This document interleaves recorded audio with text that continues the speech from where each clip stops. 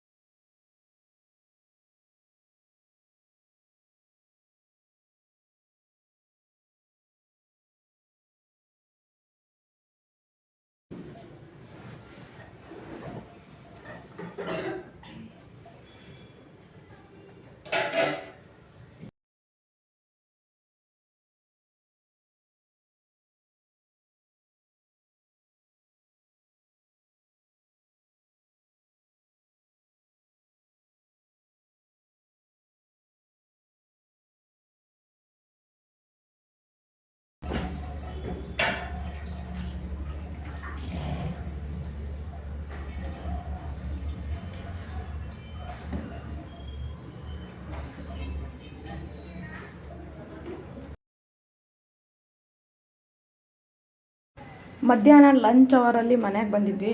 So ಬೆಳಗ್ಗೆನೇ ಒಣಮೆಣ್ಸಿನ್ಕಾಯಿ ಒಣಗಾಕಿ ಹೋಗಿದ್ವಿ. ಇಲ್ಲಿ ನಮಗೇನೊಂದು ಸಮಸ್ಯೆ ಅಂತಂದರೆ ಕೋತಿಗಳದ್ದು ತುಂಬ ಅಂದರೆ ತುಂಬ ಕಾಟ. ಏನಾದರೂ ನಾವು ಒಣಗಿಸ್ಬೇಕು ಅಂತಂದರೆ ಮುಂದೆನೇ ವೆಯ್ಟ್ ಮಾಡಬೇಕು. ಬಟ್ ಇದು ಒಣಮೆಣ್ಸಿನ್ಕಾಯಿ ಎಲ್ಲ, ಹಾಗಾಗಿ ಕೋತಿಗಳು ಯಾವುದೂ ಏನು ತಿಂದಿರಲಿಲ್ಲ. ಇಲ್ಲ ಅಂದರೆ ನಾವು ಬರೀ ತೆಗಿಯೋದು ಹಾಕೋದು ಕ್ಲೀನ್ ಮಾಡೋದೇ ಆಗಿಬಿಡೋದು. ಸಂಜೆ ಆಫೀಸಿಂದ ಬಂದಮೇಲೆ ಸೊ ಮಿಲ್ಲಿಗೆ ಹೋಗಿ ಬರೋಣ, ಖಾರದ ಪುಡಿ ಖಾಲಿಯಾಗಿದೆ ಅಂತಂದು ಮಿಷಿನ್ಗೆ ಹಾಕ್ಸ್ಕೊಂಬರೋದಕ್ಕೆ ಹೋಗಿದ್ದೆ. ಸೊ ಅಲ್ಲಿ ತುಂಬ ಅಂದರೆ ತುಂಬ ಜನ ಇದ್ದರು, ರಶ್ ಇತ್ತು. ಸೊ ನಾನು ಮಿಲ್ಲಿಗೆ ಹಾಕ್ಸ್ಕೊಂಡು ಬರೋ ಅಷ್ಟೊತ್ತಿಗೆ ತಲೆನೋವು ಬಂದೋಯ್ತು. ಅಷ್ಟೊತ್ತಿಗೆ ಒಂದು ಬಿಸಿಯಾಗಿ ಸ್ಟ್ರಾಂಗಾಗಿ ಕಾಫಿ ಮಾಡ್ಕೊಂಡು ಕುಡಿಯೋಣ, ಹಾಗಾದ್ರೆ ಸ್ವಲ್ಪ ರಿಲೀಫ್ ಆಗುತ್ತೆ ಅಂತಂದು ಸ್ಟ್ರಾಂಗಾಗಿ ಕಾಫಿ ಮಾಡಿಕೊಂಡು ನಾನು ಒಬ್ಬಳೇ ಕುಡ್ದಿದ್ದಾಯಿತು.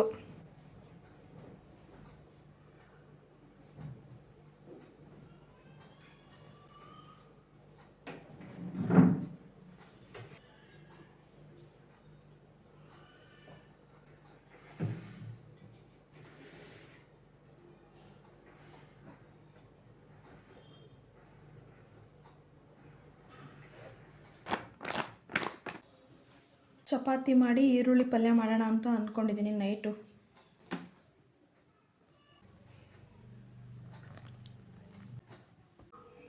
ಚಪಾತಿ ಹಿಟ್ಟು ಕಲಸಿ ಆಯಿತು. ಸೊ ಇವಾಗ ಒಂದು 10 ನಿಮಿಷದ ಬಿಟ್ಬಿಡೋಣ, ಹಾಗಾದರೆ ಚೆನ್ನಾಗಿ ಸ್ಮೂತಾಗಿ ಚಪಾತಿ ಬರುತ್ತೆ. ಅಷ್ಟೊತ್ತಿಗೆ ಪಲ್ಯ ಮಾಡಿಬಿಡ್ತೀನಿ.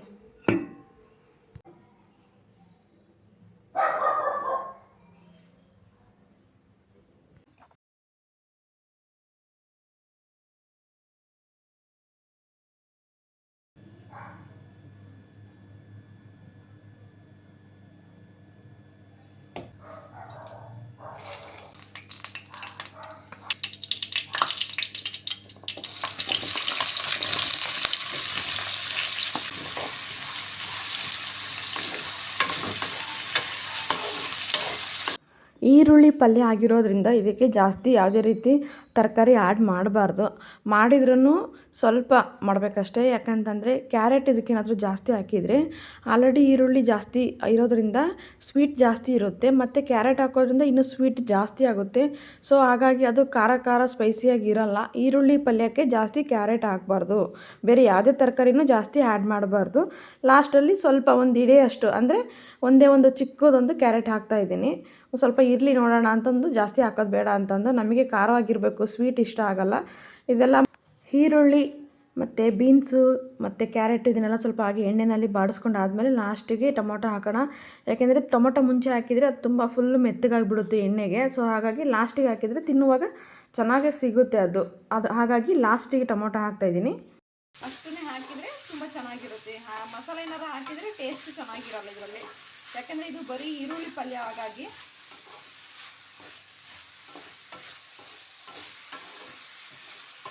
ಸ್ವಲ್ಪ ಹೊತ್ತು ಎಣ್ಣೆನಲ್ಲೇ ಬಾಗಿಸ್ಕೊಂಡ್ರೆ ಕ್ಯಾರೆಟು ಮತ್ತು ಬೀನ್ಸು ಬೇಗ ಬೇಯುತ್ತೆ. ಸೊ ನೀರು ಬಿಟ್ಟರೆ ಅದು ಟೇಸ್ಟ್ ಹೋಗ್ಬಿಡುತ್ತೆ. ಲಾಸ್ಟಿಗೆ ಖಾರದ ಪುಡಿ ಹಾಕ್ತೀವಲ್ಲ ಅವಾಗ ಸ್ವಲ್ಪ ನೀರು ಹಾಕೋಣ, ಇಲ್ಲಾಂದರೆ ತಳ ಒತ್ತಿಬಿಡುತ್ತೆ ಖಾರದ ಪುಡಿ ಹಾಕೋದ್ರಿಂದ. ಸೊ ಇದಕ್ಕೆ ರುಚಿಗೆ ತಕ್ಕಷ್ಟು ಉಪ್ಪು. ತಳ ಏನಾದರೂ ಒತ್ತುತ್ತೆ ಅಂತ ನಿಮ್ಗೇನಾದರೂ ಅನಿಸಿದರೆ ಒಂದು ಅರ್ಧ ಟೀ ಕಪ್ನಷ್ಟು ನೀರು ಹಾಕ್ಕೊಳ್ರಿ.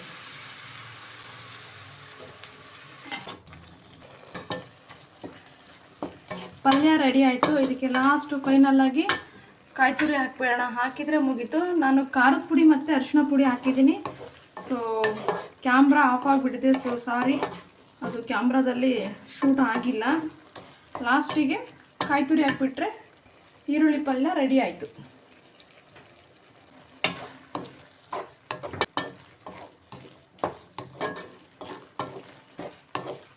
ಟೇಸ್ಟ್ ಮಾತ್ರ ತುಂಬ ಚೆನ್ನಾಗಿದೆ, ಸ್ಮೆಲ್ ಚೆನ್ನಾಗಿ ಬರ್ತಿದೆ.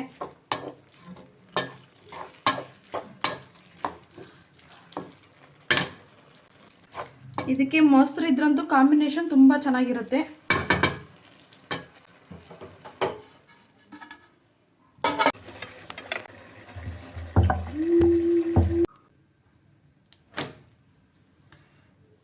ಚಪಾತಿ ಬೇಯಿಸೋದೆಲ್ಲ ಆಯಿತು.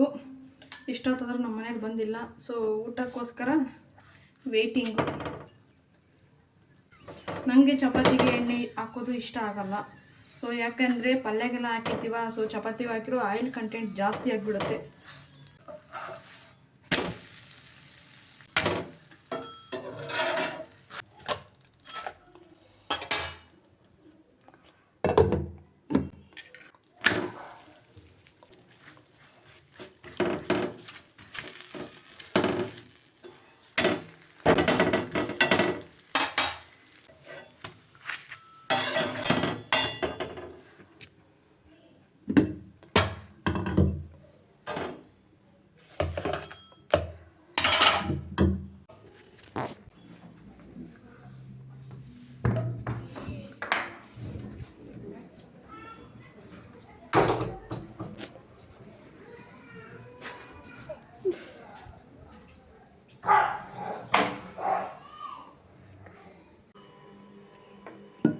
ಚಪಾತಿ,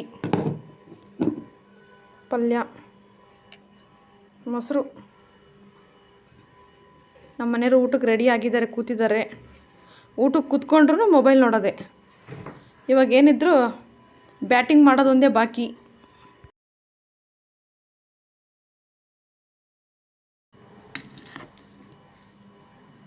ನಮ್ಮ ಮನೆಯವರಿಗೆ ಚಪಾತಿ, ಪಲ್ಯ, ಮೊಸರು ಅಂದರೆ ತುಂಬ ಇಷ್ಟ. ಸೊ ಅವ್ರಿಗೋಸ್ಕರ ಚಪಾತಿ ಮಾಡಿದ್ದೀನಿ ನೋಡಿರಿ. ನನಗೆ ಮಾಡೋಕ್ಕೆ ಇಂಟ್ರೆಸ್ಟ್ ಇರಲಿಲ್ಲ, ಅವ್ರಿಗೋಸ್ಕರ ಚಪಾತಿ ಮಾಡಿದ್ದೀನಿ.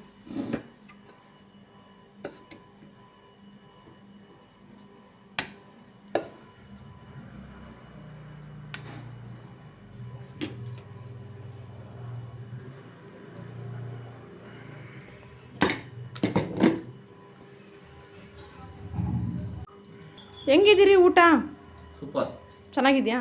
ಪಲ್ಯ ಸೂಪರಾಗೈತಲ್ಲ? ನಿಮ್ಗೆ ಇಷ್ಟ ಅಂತಲೇ ಮಾಡಿದ್ದೀನಿ ನೋಡಿರಿ, ಈರುಳ್ಳಿ ಪಲ್ಯ.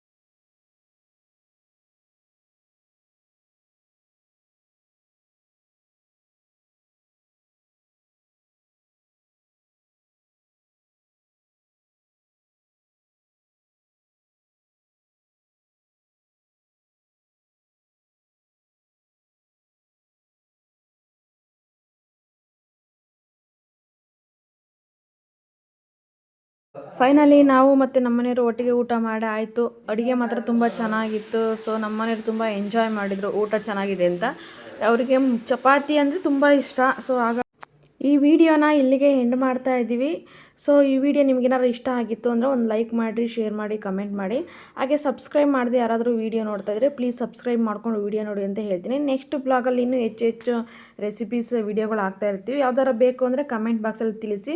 ಸೊ ಇಲ್ಲಿಗೆ ನೆಕ್ಸ್ಟ್ ಬ್ಲಾಗಲ್ಲಿ ಸಿಗೋಣ. ಬಾಯ್.